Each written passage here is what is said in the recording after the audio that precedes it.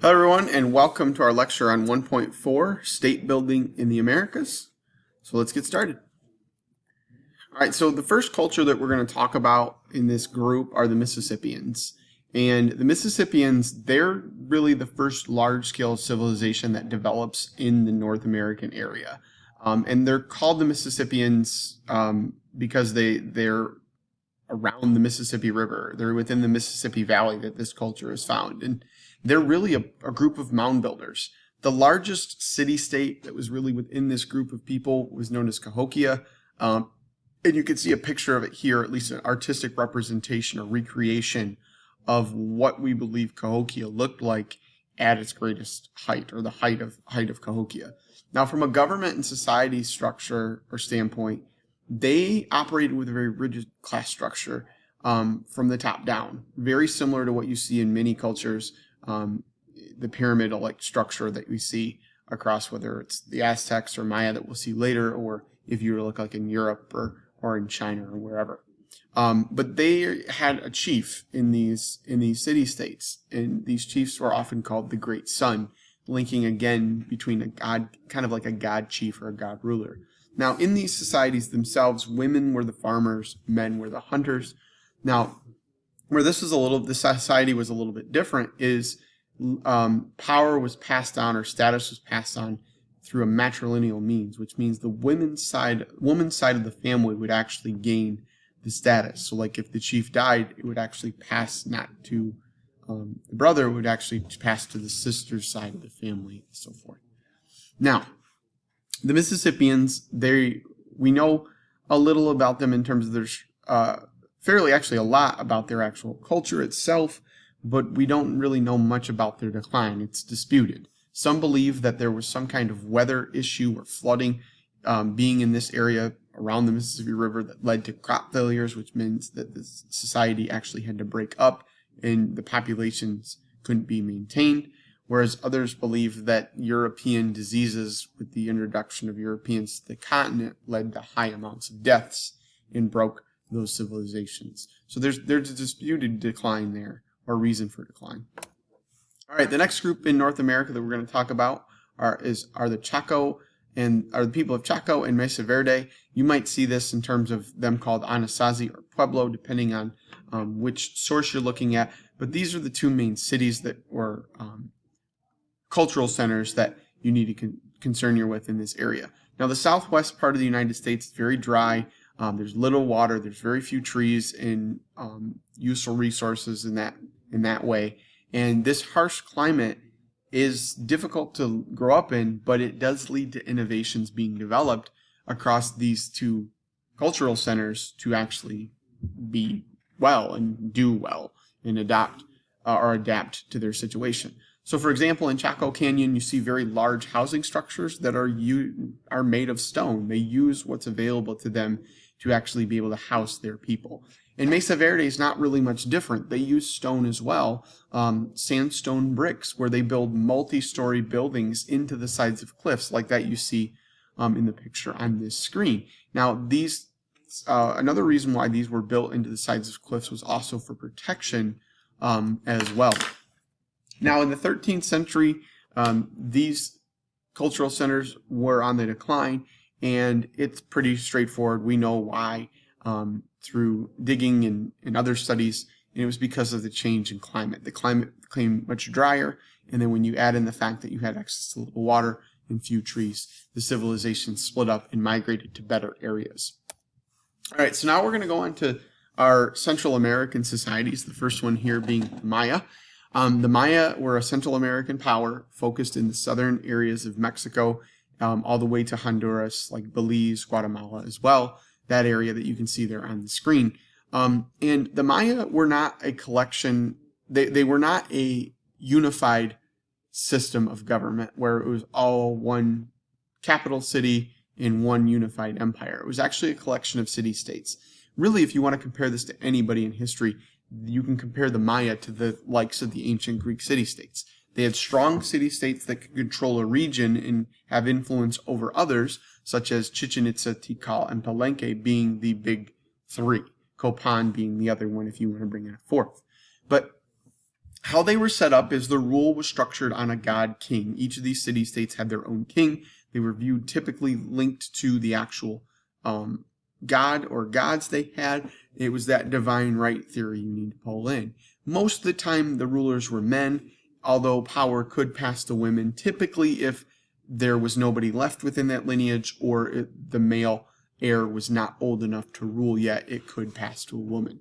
Now, from a societal standpoint, there were no standing armies across the Mayan city-states, so when wars did happen, you would have to call the population for service, and commoners did pay taxes in the forms of crops and labor to that city-state's government. So it wasn't crops or it wasn't taxes in terms of money, it was more in terms of service to the actual city-state, whether it was through food or through the labor that was provided. Now, from an economic standpoint, city-states were linked by alliances in trade or tribute, depending on if, a city-state had actually taken over another. Now, things that were traded across the Mayan world were things like jade, which was very, very valuable, shells, honey, textiles. They had actually a very good and profitable cotton industry or cloth industry across the Mayan world. Their currency was actually cacao beans or cocoa beans was their form of currency. Now, these city-states, very much so like you saw within the ancient Greek world, rivalries led to warfare, and there was a significant amount of warfare within the Mayan world, but it wasn't necessarily warfare to gain territory, it was warfare to gain tribute. So often what would happen is when another city took over another one or defeated them, they would actually beg for tribute or settle for tribute instead of taking over a complete land. All right, so those payments would come in the form of crops, could be in forms of metals, but also for slaves as well for religious sacrifice. Now, more on the Maya themselves. They had a math system that used zero, which was very important because it allowed them for more accurate accounting systems, more accurate building techniques. For example, they had pyramids, that pyramidal-like structures they used. You can see one here on the screen. They had a very complex writing system using glyphs, which is very similar to the Egyptian hieroglyphic system, or you can compare it to, and it was the most advanced writing system in the Americas. They also learned how to make rubber from rubber plants and rubber trees within the rainforests of the Yucatan Peninsula in Central America, and they used their techniques and systems, their math systems, as well as their looking to the stars to construct two very accurate calendars. One that was a 260-day calendar that was used more for social and religious purposes, and one that was a yearly calendar that was very accurate and was 365 days. It was actually the most accurate calendar in the world at the time and would be the basis for what we use today, at least in terms of its timing. And the reason why they were able to link these, again, was based on their math systems, but also their skills in astronomy and how they link that with their religion. And by doing so, they put a lot of time and effort into this system. Now, from a religious standpoint, priests used the calendars and observatories that were on top of these pyramids to gain an understanding of the stars, but also to create celebrations and festivals for gods and to make offerings to them. That's why the sacrifices and tribute payments were a huge benefit to these city-states and so forth. Now, typically the gods that were mainly enforced, or the top ones within the Mayan culture, were those of the god of the sun, the rain, and corn. Basically, the preservation of life. All right, here you can see a map of trading routes throughout the Mayan area of influence, or the Mayan center of culture. You can see some of the top trading goods here, such as cocoa beans being that used for currency, jade, obsidian, and cotton. And you can see they're in a really good spot, centrally located to go up here to the northwest or to the southeast into South America. All right, here's the class structure you can see within the Mayan culture here. This is actually something that's very similar to the structure of what you could see in like the Aztecs, which we'll talk about here in a minute, or the Mississippians, like we talked about earlier. or the Incas that we'll talk about at the very end. All right, so here's the Aztecs. The Aztecs, they actually are a little bit later to the game. They're the ones that you can kind of look at and talk about right at the beginning of this course, starting in the 1200s. The Aztecs, or the Mexica, were a group of hunter-gatherers who actually migrated into Central America from the north, and they founded their capital in the middle of Lake Texcoco and called it Tenochtitlan.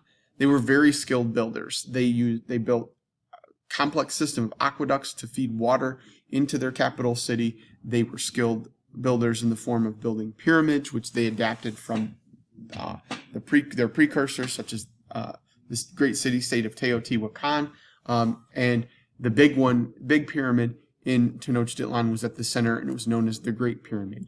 They are also very skilled in their forms of irrigation techniques, such as building irrigation ditches to put water on fields so that you can have more crops, or draining the Lake Texcoco to have more land for their city or more land for farming.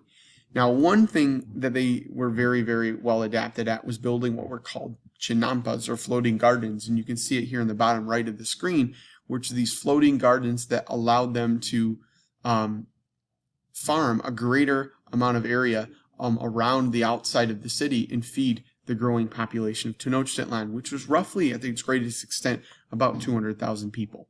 From a government standpoint, the Aztecs followed what was called a theocracy, where there was a religious leader that was at the forefront. Their emperors were viewed as both a political and religious leader. They were known as the Great Speaker, and so forth.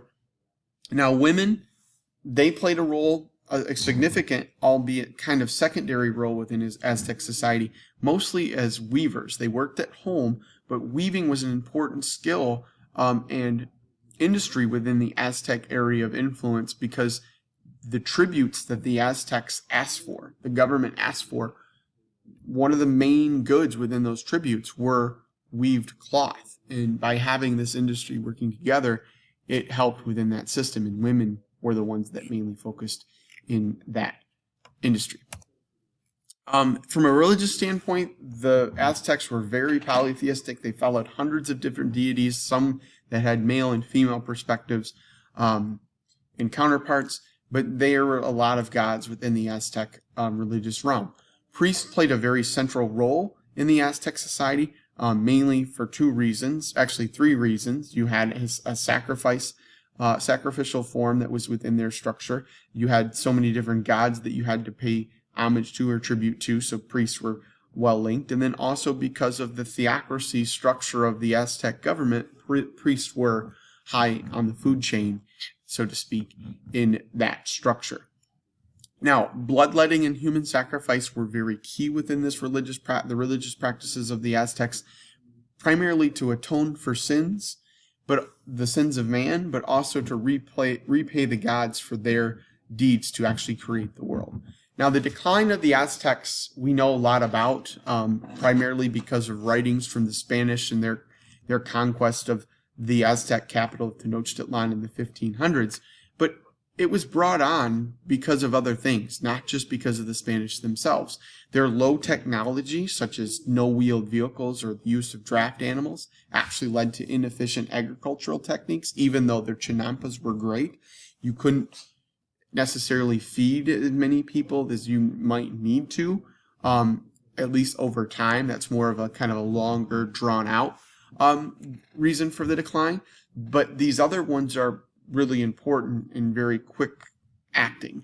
So the huge amount of tribute payments and sacrifices that had been extracted on the peoples the Aztecs had come to have control over meant that there was a lot of resentment from these conquered peoples, so that when the Aztec state started to lose power or the Spanish arrived, they were quick to rebel. And even in some cases, they allied themselves with the Spanish. Now, because the Aztecs were such a militaristic culture and wanted to expand, they won a lot of great victories, but they actually overextended themselves. And when they overextended themselves, it made it harder for them to control their area, and it led to higher tribute payments and sacrifices as well. So these were connected. And then you have the arrival of the Spanish, all these issues going on, and then bringing in European diseases means their population is going to be decimated, not only through the disease, the Spanish Spring, but also through warfare and other issues. All right, so on to the Inca. The Inca were an Andean empire that was founded by Pachacudi, the capital being in Cusco. You can see Cusco was very centrally located within the Incan Empire at its height. The empire actually expanded very quickly. And the reason why it was able to expand very quickly was through their use of not only military conquest, but diplomacy.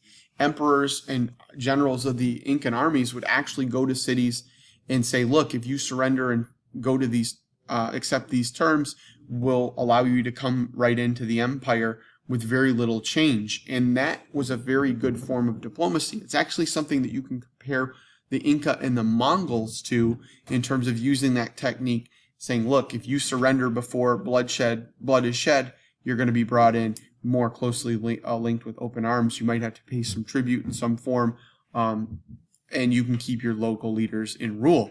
And that's a commonality between the two.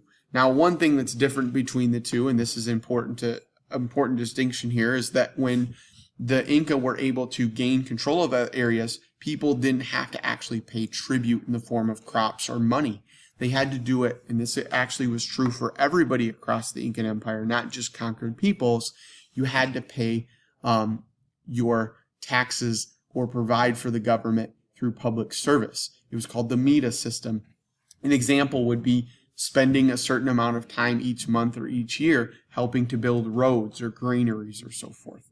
Other things that helped the Inca maintain rule was they divided their empire into provinces, and they had governors and a bureaucratic system that allowed for easier rule within their specific geographic areas, and it allowed that to kind of flow upwards back to Cusco and the emperor there. And when helpful and when they were able to, local leaders would be left in their own areas to rule, which meant that people were familiar with the leadership that was there. And then the intricate road system that was developed by the Inca also helped them to maintain their empire. Now, from a trading standpoint, everything was really controlled by the government. It was more of a socialist type system where the government controlled the means of production and trade, and there was very little private trade that actually went on in this empire. All right, now from a religious standpoint,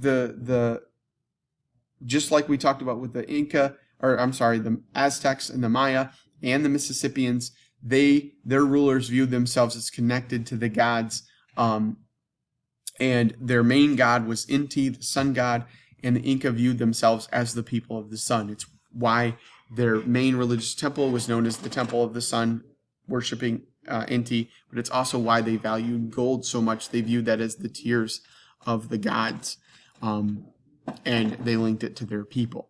They practiced actually what is known as, they had a practice of what is known as royal veneration. Essentially, they would actually mummify their dead rulers to where they could rule in the afterlife. They would actually practiced sacrifice, but not in the form of human sacrifice. They sacrificed llamas and other animals for goods and favorable blessings from their gods. Now, several achievements that the Inca were able to have during their reign are the following. We already talked about their complex road network, or known as the Carpa Nan, but also they had significant bridge systems, which were important not only to help with the road system itself, but they're a mountain culture. Bridges are going to be very, very helpful to bridge the gaps between mountain to mountain, across gully to gully, and so forth. The bridge systems are important.